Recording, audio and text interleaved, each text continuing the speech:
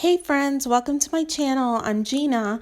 Today I'm going to be making a botanical art print for you and I hope you love it. This one came out really beautiful and it's inspired by Kirkland's product that I saw.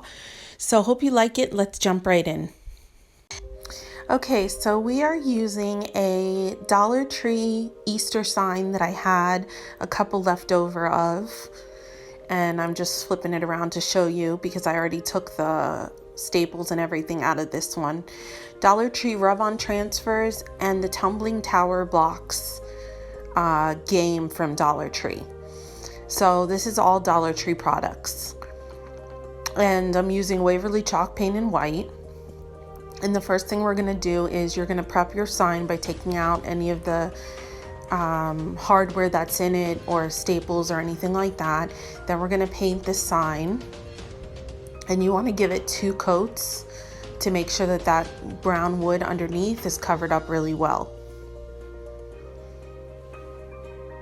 And then the next thing we're going to do is we're going to get our Tumbling Tower blocks ready and we are going to start framing our board. And we do this because we want a nice natural wood grain look around the edge of our board. So you just basically lift up the Tumbling Tower blocks and position it where you want it to go.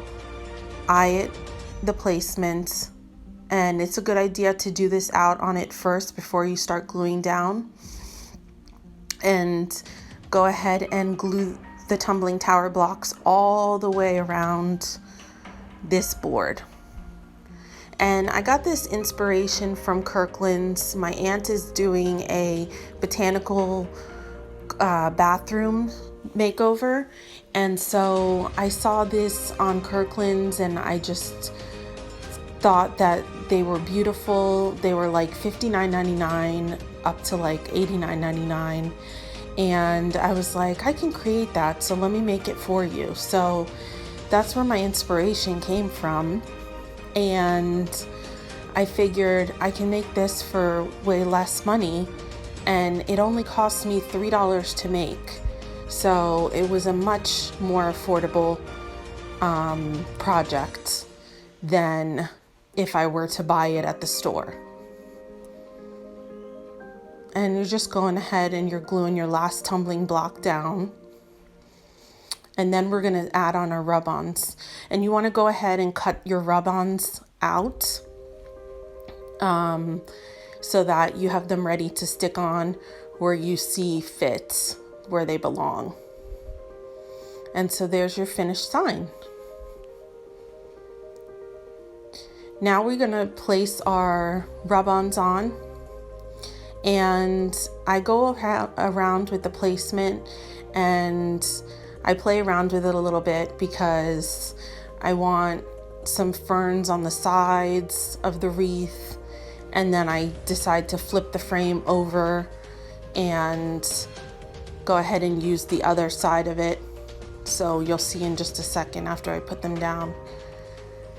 If you like hauls and crafting on a budget and everything like that, everything on a budget, and you're not subscribed, please do so and become part of the family. And go ahead and click that notification bell and select all. This way you're notified every time I upload a brand new video. And to all my current subscribers, thank you so much for being part of the family. Okay, so you're gonna go ahead and start rubbing down your rub-ons. And a little tip for this, these worked really well, much better than I had ever imagined. But I used a popsicle stick to rub them down, and if you start to lift them up and they're still stuck on one side, you'll see what I mean when you're doing it. You'll notice that you can just rub on that area again and the placement will be perfect. So you won't mess up anything. It's not like you're lifting the whole thing off and have to go and place it on the exact spot again. It's already kind of stuck if you started rubbing it. As you can see, I'm peeling it up, and you see how I'm peeling it up, and I'm scraping and peeling. And this happened to me a couple of times, but these came off so easily, much more easily than I thought that they would, because I wasn't sure about the rub-on transfers from Dollar Tree, because honestly, I hadn't used them before, and I have been dying to use these. I fell in love with these when I saw them, and I had been waiting for a project to use these for. So they worked perfectly. And there you have your high-end inspirational sign.